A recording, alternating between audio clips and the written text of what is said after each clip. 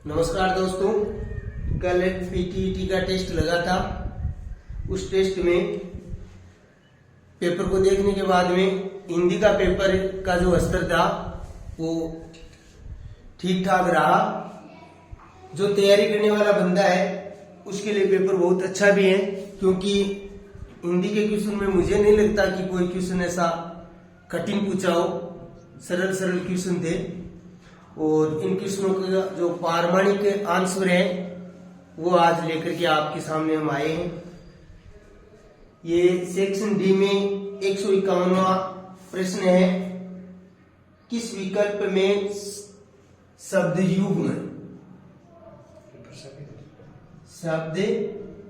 युग्म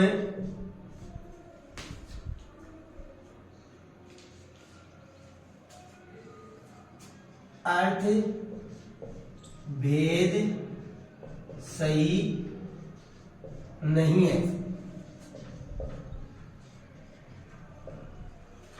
तो आप इतना प्रश्न पत्र से मिला सकते हैं। मेरे पास पेपर है और पेपर को मैंने देखा है। ऑप्शन में दे रखा है सबल संबल, सबल। नंबर 2 ऑप्शन है सबल सबल। 2 नंबर का ऑप्शन है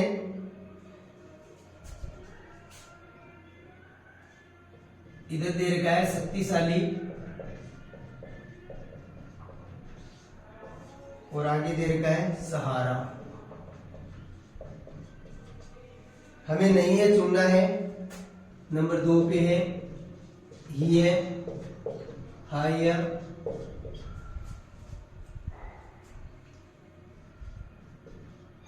हृदय, घोड़ा, हेम, हिम, सोना,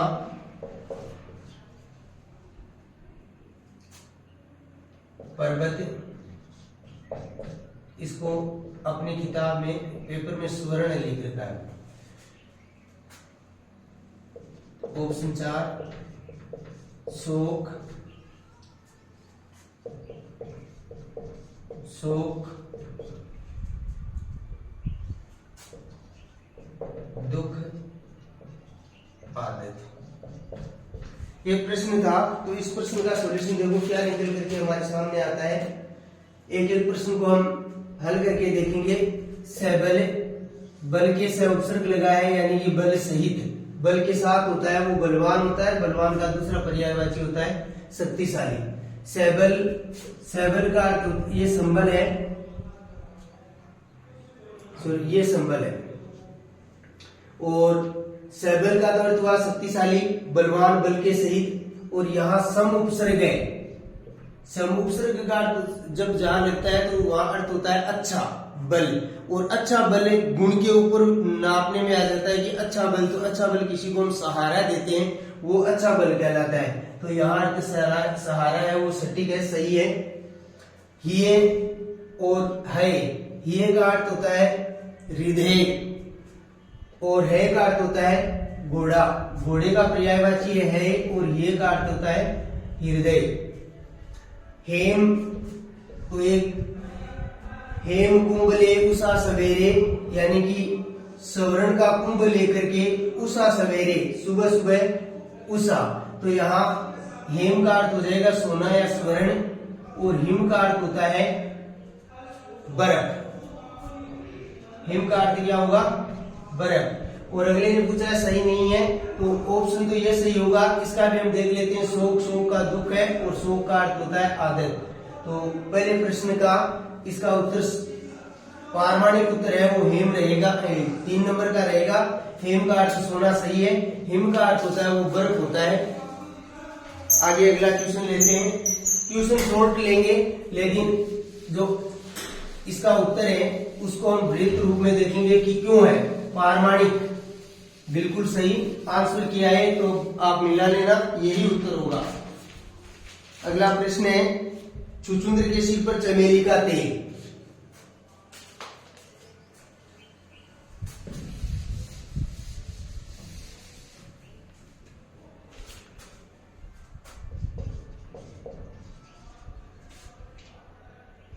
छछूंदरे के सिर पर चमेली का तेल।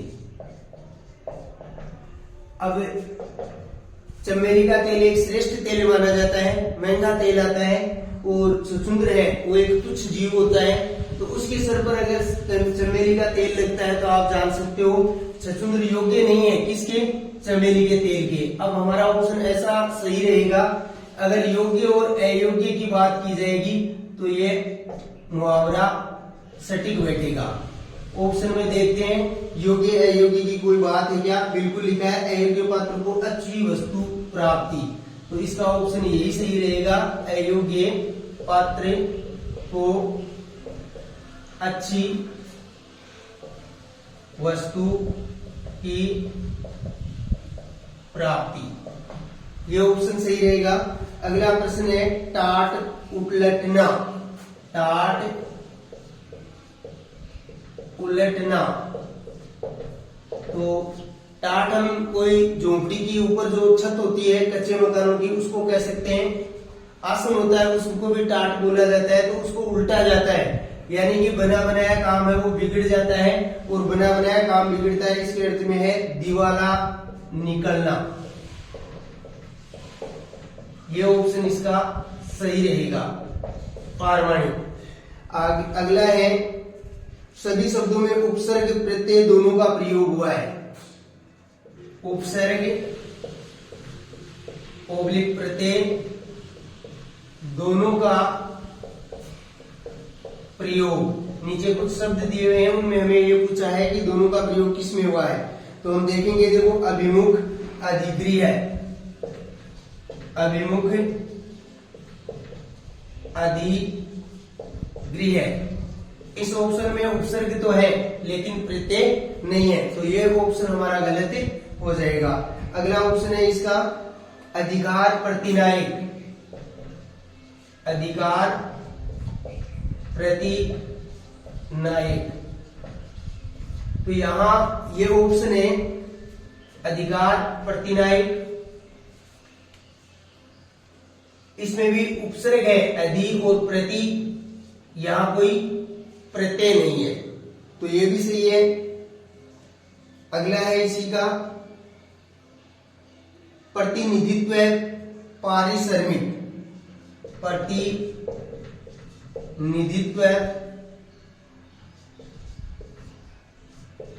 पारिश्रमिक, तो यहां देखिए इक प्रत्यय है और यहां त्व प्रत्यय है, प्रति उपसर्ग है और त्व प्रत्यय है, परि उपसर्ग है और इक प्रत्यय है। जब हम पारिश्रमिक शब्द इस तरीके से बनाए, एक प्रत्यय जोड़ते हैं तो एक की आवर्ती हो जाती है, आ बन जाता है, तो यहाँ ये ऑप्शन सही रहेगा, प्रतिनिधित्व और पारिश्रमिक। ऑप्शन नंबर 4 भी है, इसका गलती है, स्वदेशी प्रतिकूल दे रखा है, तो स्वदेशी प्रतिकूल में प्रत्यय और उपसर्ग नहीं है, प्रतिकूल में उपसर्ग है प्रति, स्वदेशी में स्व उपसर्ग हम मान सकते हैं, प्रत्यय नहीं है। अगला प्रश्न है किस शब्द में आवट प्रत्यय नहीं है। आवट, हिंदी में प्रत्यय चलता है आवट, तो आवट प्रत्यय का हम देखेंगे कौन सा शब्द नहीं है, क्यों नहीं है इसका जवाब भी हम देखेंगे।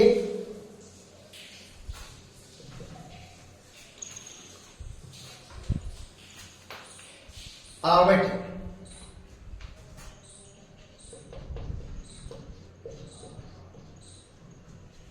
हाँ आवट प्रत्यय नहीं है, एक एक प्रश्न लिख करके दिखाएंगे आपको। आवट प्रत्यय नहीं है, रुकावट महावट, एक लिख रखा है रुकावट, दूसरा लिख रखा है महावट, तीसरा ऑप्शन है अपने पास सजावट, चौथा ऑप्शन थकावट। तो देखो यहां मूल शब्द है रुक, आवट प्रत्यय है, यहां सजा आवट प्रत्यय है, यहां थकावट आवट प्रत्यय है, महावट यहां आवट प्रत्यय नहीं है, यहां लिखा है महा प्लस वट, महान है जो वट का वृक्ष, महावट है, यहाँ उपसर्ग ये प्रत्यय नहीं है, यहाँ महा है वो लगा है और वट के लगा है, वट का अर्थ होता है बरगद का पेड़, महान है जो बरगद का पेड़ या बड़ा है जो बरगद का पेड़। तो ऑप्शन नंबर हमारा महावट सही रहेगा, ऑप्शन नंबर 2 सही रहेगा। आगे बात करते हैं, निम्न में से किस शब्द का संधि विच्छेद सही नहीं है? सही नहीं है पूछा है, सही नहीं है। तो नहीं है कि कुछ विद्यार्थी तो इसमें कंफ्यूज हो गए, सही नहीं है या सही है, इसमें उत्तर गलत करके आए हैं। शब्द दे रखा है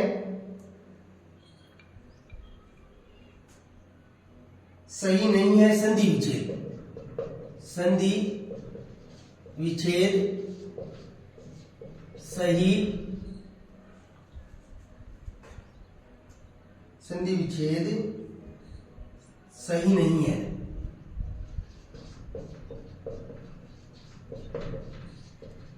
क्या है देखो, क्या सही नहीं है?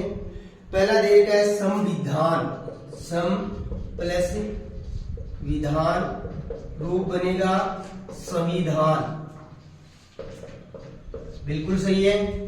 अगला देखते हैं, नम है प्लस कार्य है, शब्द बनेगा नमस्कार, बिल्कुल सही है।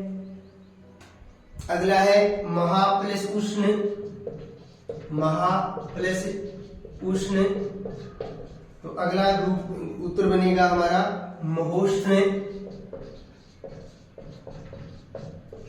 महोष्ण शब्द भी हो सकता है, महान उष्णता या गर्मी, महोष्ण भी सही है। अगला है गा प्लस अक, गा प्लस अक, इसका अगर दीर्घ संधि से हम बनाएंगे तो गाकह शब्द बनेगा जिसका कोई अर्थ नहीं निकलता, गाकह का कोई अर्थ नहीं निकलता, इसलिए हमारा ऑप्शन सही रहेगा डी, गा प्लस अकह, ये उत्तर इसका सही रहेगा। सही नहीं है पूछा है इसलिए ये गलत होगा। अगला क्वेश्चन, समुद्रोमी, समुद्रोरमी, तो इसका संधि विच्छेद पूछ रखा है कि कौन सी संधि है, किस संधि से बना है? तो इसका संधि विच्छेद होता है समुद्र प्लस उर्मी और आपकी संधि होगी गुण। ये ऑप्शन में दी हुई है, गुण संधि दी हुई है, तो इसका ऑप्शन नंबर सी सही होगा, ये राइट रहेगा। पारमाणिक है ये, कोई कंफ्यूज करने वाला क्वेश्चन आपको नहीं बताया जाएगा, बाकी हिंदी में कोई कंफ्यूज वाला क्वेश्चन आया ही नहीं है, सीधे सीधे उत्तर आ रहे हैं। अगले में प्रश्न पूछ रखा है, निम्न में से कौन बहुव्रीहि समास का उदाहरण नहीं है? बहुव्रीहि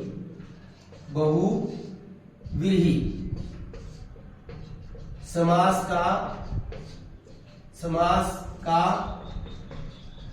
उदाहरण नहीं है।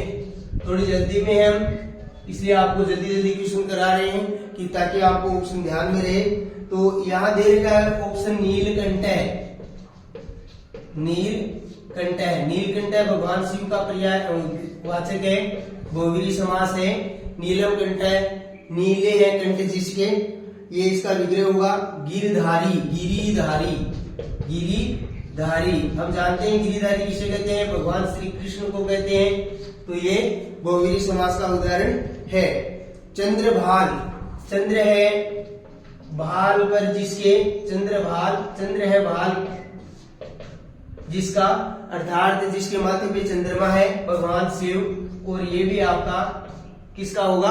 बहुव्रीहि समास का होगा। एक अलग ऑप्शन दे रखा है कमल नयन। अब यहाँ कुछ विद्यार्थी कंफ्यूज हो रहे हैं कि ये भी तो है कमल नयन भी तो, नहीं भाई ये कमल नयन वाला नहीं है, ये किसी के लिए भी हम प्रयुक्त कर सकते हैं। कमल नयन एक बहुव्रीहि समास का उदाहरण नहीं है, ये उदाहरण विशेषण विशेष्य का है, उपमान उपमेय का है, और इस उपमान उपमेय वाले में कर्मधारय समास होता है, ये कर्मधारय समास का उदाहरण है। इसका अर्थ होता है कमल है नयन जिसके, ये अर्थ नहीं होगा, ये होगा कमलम नयनम इव,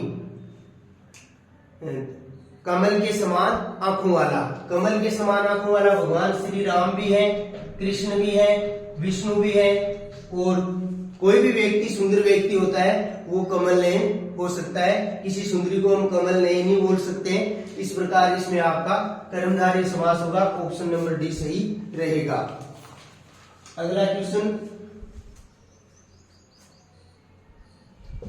किसी सार्थक शब्द का प्रयोग वाक्य में होता है तो उस शब्द को क्या कहते हैं? तो सार्थक जो शब्द होता है उसका प्रयोग अगर हम वाक्य में करते हैं तो इसका सीधा सीधा अर्थ होता है पद कहलाता है। जब भी किसी वाक्य में हम सार्थक शब्द का प्रयोग करते हैं तो वो पद कहलाता है। अगला प्रश्न है, इनमें से सकर्मक क्रिया का उदाहरण नहीं है। सकर्मक क्रिया पूछी है, सकर्मक क्रिया। तो इसमें जो क्रिया दे रखी है, कविता लिखता है, लिखता है, ये सकर्मक है। अगला है पुस्तक लाता है, लाता है पुस्तक, ये भी सकर्मक है। अगला है मोहन रोता है, तो ये मोहन रोता है, ये सकर्मक क्रिया नहीं है। सकर्मक का अर्थ होता है कर्म है जिसके साथ, कर्म जिसके साथ है। मोहन रोने की क्रिया कर रहा है, इसके साथ कोई कर्म नहीं कर रहा है। क्या का उत्तर नहीं लिखता है। जैसे पहले का बात करें हम तो क्या का उत्तर मिलता है, रमेश क्या लिखता है, कविता लिखता है। अध्यापक क्या लाता है, पुस्तक लाता है। माँ रोटी पकाती है, माँ क्या पकाती है, रोटी पकाती है। लेकिन मोहन क्या, इस क्या का उत्तर नहीं है, इसलिए मोहन रोता है। इसमें आपका ऑप्शन नंबर मोहन रोता है वाला सही रहेगा। अगला है, किस विकल्प में पुल्लिंग शब्द नहीं है? किस विकल्प में पुल्लिंग शब्द नहीं है? तो इस प्रश्न का उत्तर भी सीधा सीधा है, मिठास और उदासी। मिठास और उदासी इसका उत्तर रहेगा। अगला क्वेश्चन है, निम्नलिखित शब्दों पर विचार कीजिए। शब्दों पर विचार करना है। पहला शब्द दिया हुआ है अतिशयोक्ति, अतिशयोक्ति।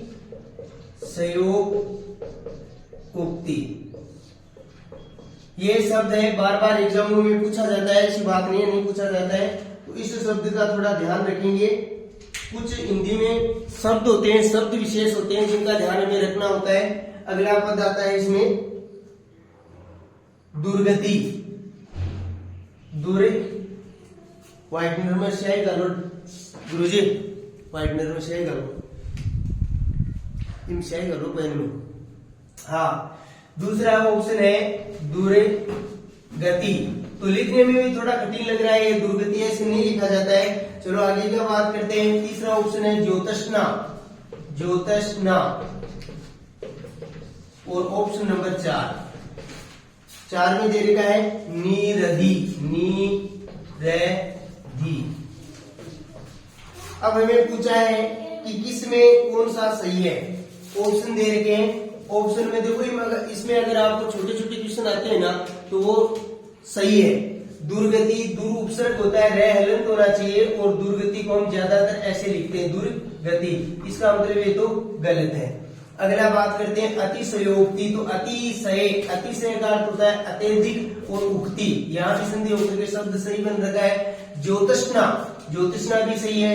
और नीरधि, जब भी हम पानी के पर्यायवाची के धी शब्द लगाते हैं तो बादल का पर्याय बन जाता है, और ये बादल का पर्याय है, ये भी सही है। तो ऑप्शन नंबर 1, 2 और 3 तीनों सही है। ऐसा कोई ऑप्शन में उत्तर है क्या? देखें, बिल्कुल है 1, 3, 4, 1, 3, 4। तो ये ऑप्शन आपका बिल्कुल सही होगा। अगला क्वेश्चन है, निम्नलिखित में से किस, ये हो गया व्याकरण की दृष्टि से निम्न में से कौन सा शुद्ध वाक्य है? कौन सा शुद्ध वाक्य है? इसमें भी ऑप्शन दे रखे। हाँ, कंफ्यूज होने वाली बात नहीं है। इसके ऑप्शन में बात करते हैं, वह मेरे बाद पैदा हुआ है, मेरे बाद नहीं आएगा भाई। और कृष्ण राधा रास कर रही है, कृष्ण राधा, कृष्ण और राधा रास कर रहे हैं। द्विवचन आएगी क्रिया। क्या आप ये पत्र पढ़ लिए हैं? पढ़ लिए नहीं होगा। क्या आपने ये पत्र पढ़ लिया है? लिया है आएगा, एक वचन की क्रिया आएगी। इसमें ऑप्शन नंबर 1 फल बच्चे को काट कर खिलाओ, फल को है बच्चे को काट करके खिलाओ, ये ऑप्शन आपका सही रहेगा। किस वाक्यांश के लिए प्रयुक्त शब्द सार्थक नहीं है? शब्द है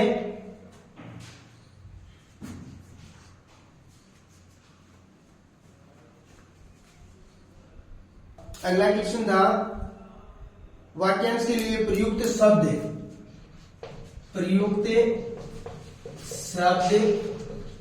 सार्थक नहीं है। इस नहीं है के ऊपर बड़ा ध्यान रखना पड़ता है विद्यार्थियों, अगर किसी को सफल होना है तो वहां दबाव पे नहीं आना है, पूरे जो प्रश्न है उसको सही अच्छे ढंग से समझना है, समझ करके उत्तर देना है।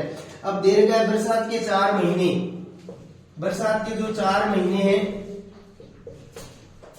इसका दे रखा है चातुर्मास्य, तो लिख सकते हैं चातुर्मास्य सही है। 4 महीनों का समय हो गया। 3 वेदों को जानने वाला, 3 वेदों को जानने वाला, ऑप्शन देखने की जरूरी नहीं है, त्रिवेदी होगा,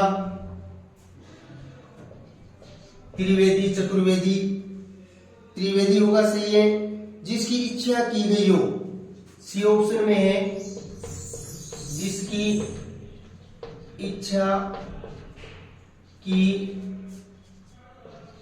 गई हो, और जिसकी इच्छा की गई हो वो मन्नत होती है, कामना होती है, जबकि इसमें दे रखा है परिहार्य, तो ऑप्शन तो यही सही होगा।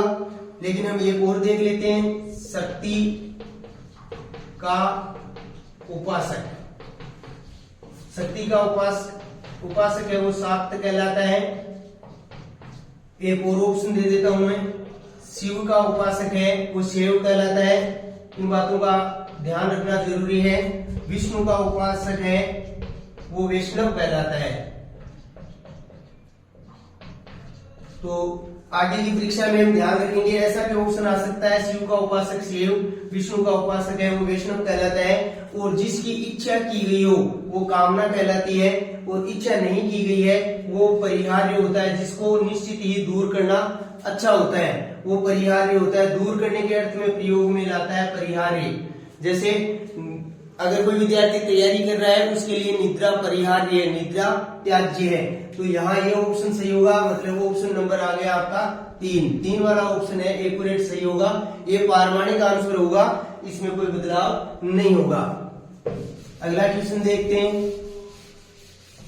बड़े अच्छे ढंग से पेपर सेटर ने पेपर बनाया है, और नॉर्मल, यो तो मैं नहीं कह सकता कि कठिन या सरल, लेकिन नॉर्मल एक पेपर हिंदी का होना चाहिए, वैसा पेपर है। अगला प्रश्न देखें, रमा चली आ में उद्देश्य है, तो इसमें उद्देश्य क्या है ये क्वेश्चन हम बाद में देखेंगे।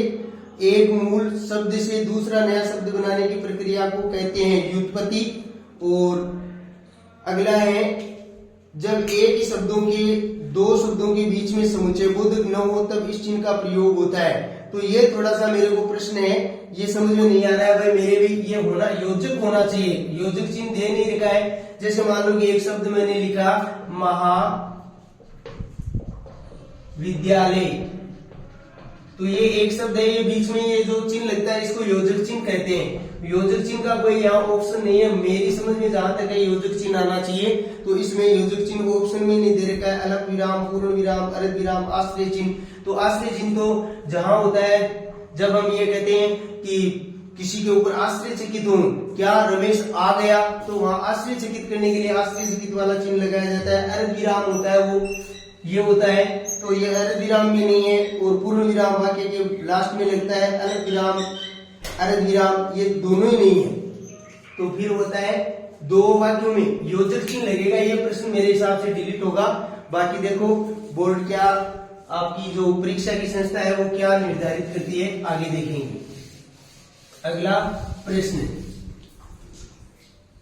तौलिया किस भाषा का शब्द है? इसमें ऑप्शन दे रखा है अंग्रेजी, बांग्ला। अंग्रेजी और बांग्ला तो है नहीं, उर्दू और पुर्तगाली। तो पुर्तगाली भाषा में ये शब्द तौलिया नहीं है, उर्दू भाषा का है। क्वेश्चन नंबर अगला है, इसका प्रयोग एक विभाग से दूसरे विभाग में, एक विभाग है उससे दूसरे विभाग में, तो मान लो कि शिक्षा विभाग है और बिजली विभाग को कोई पत्र लिख रही है तो वह कार्यालयीय पत्र होगा, कार्यालय पत्र होगा। अगर कार्यालय पत्र ऑप्शन में नहीं है, ज्ञापन देने का है तो ज्ञापन का तो है ही नहीं।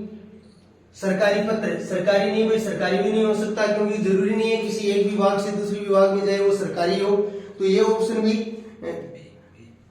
चाहने से सरकारी पत्र, इसका उत्तर सही माने बोर्ड। लेकिन कार्यालय से संबंधित दे रखा है, ज्ञापन दे रखा है, ज्ञापन मुझे सही नहीं लग रहा, ज्ञापन से अच्छा होता या कार्यालय पत्र ऑप्शन होता तो ये सही रहता। अगला है कौन सा शब्द तद्भव है, कौन सा शब्द तद्भव है। अब तद्भव वाला प्रश्न है, ये बड़ा ही सरल प्रश्न है। पहला ये ऑप्शन दे रखा है सांझ, दूसरा ऑप्शन है भिक्षा, तीसरा ऑप्शन है शिला और पूप।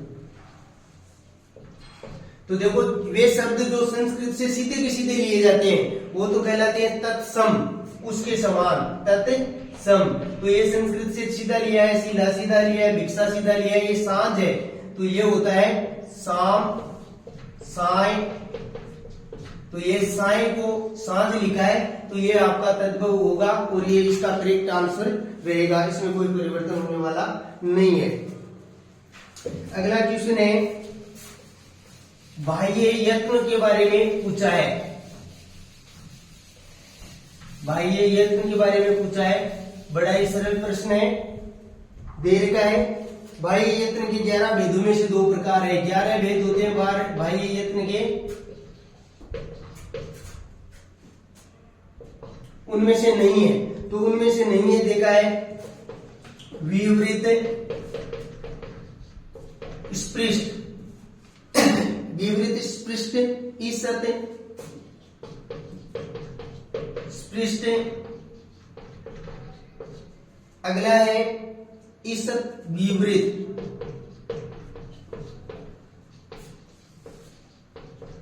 तो ये बाह्य यत्न नहीं है, ये आंतरिक है और बाह्य यत्न में है आपका अघोष और घोष। तो ये ऑप्शन सही रहेगा। ये जो है 5 होते हैं, आभ्यंतर जिसको बोलते हैं, अंतर, आभ्यंतर जो मुख्य अंदर होते हैं, और ये अघोष, घोष ये बाह्य यत्नों में आते हैं, तो इसका ऑप्शन ये सही रहेगा। ऑप्शन नंबर ये है बी वाला करेक्ट आंसर रहेगा। ये आभ्यंतर पर्यंतों के भेद हैं जो 5 प्रकार के होते हैं। अगला है मैया मोरी मैं नहीं माखन खायो, सूरदास जी का लिखा हुआ है श्री कृष्ण के बारे में, बाल विनोद या बाल मनोविज्ञान के बारे में लिखा गया साहित्य है। तो इसमें रस पूछा है कि कौन सा रस है, तो इसमें आपका रस अद्भुत वीर श्रृंगारी हो नहीं सकता, वात्सल्य उत्तर रहेगा, करेक्ट आंसर रहेगा वात्सल्य। क्यों रहेगा, देखो अद्भुत है वो शांत में होता है और श्रृंगार रस है वो जब नायक नायिका आपस में मिलते हैं तब होता है, और वीर रस है कोई युद्ध का वर्णन किया गया हो तो वीर रस होता है। यहाँ माँ से बालक कह रहा है ये वात्सल्य रस से परिपूर्ण है, तो इसका ऑप्शन आपका वात्सल्य सही रहेगा। अगला है जातिवाचक संज्ञा का उदाहरण है, तो जातिवाचक संज्ञा का उदाहरण आपका हो जाएगा पीढ़ा। तद्वित प्रत्यय के योग से बना शब्द है, तद्वित प्रत्यय के योग से बना शब्द है, तो यहाँ आपका हो जाएगा कुंभकार। और अनिश्चयवाचक सर्वनाम का उदाहरण कौन सा है, अनिश्चयवाचक, ये क्वेश्चन समझने वाला है, ऐसे प्रश्न आते हैं। अनिश्चयवाचक, अनिश्चयवाचक के सर्वनाम का जो उदाहरण है वो कौन सा है, देखो सो कोई अनिश्चयवाचक नहीं है। और कौन का उत्तर एक आता है, कौन गया है, दिनेश गया है, कौन क्या करता है, तो कौन का उत्तर दिनेश है, सटीक है, क्या उसने क्या किया, सटीक उत्तर होगा और यहाँ है कोई गया है। कोई का मतलब कोई भी जा सकता है, निश्चित नहीं है। दिनेश, महेश, राकेश कोई भी जा सकता है, इसलिए यहाँ आपका ऑप्शन नंबर बी सही होगा और कोई वाला करेक्ट आंसर रहेगा। अगला क्वेश्चन है, बड़ा ही सरल क्वेश्चन है। 5 वटों का समूह है। वट नाम वृक्ष का है और वो भी वृक्ष है बरगद का। बरगद के पेड़ को वट कहते हैं। तो ये 5 वटों का समाहार, 5 वटों का समाहार, तो सीधा सा आ रहा है पंचवट। पंचवट ऑप्शन में है क्या? बिल्कुल है, सी इसका आंसर सही रहेगा। करेक्ट आंसर सी रहेगा। कोड में खाज होना, बड़ा ही अच्छा मुहावरा पूछा है। कोड में खाज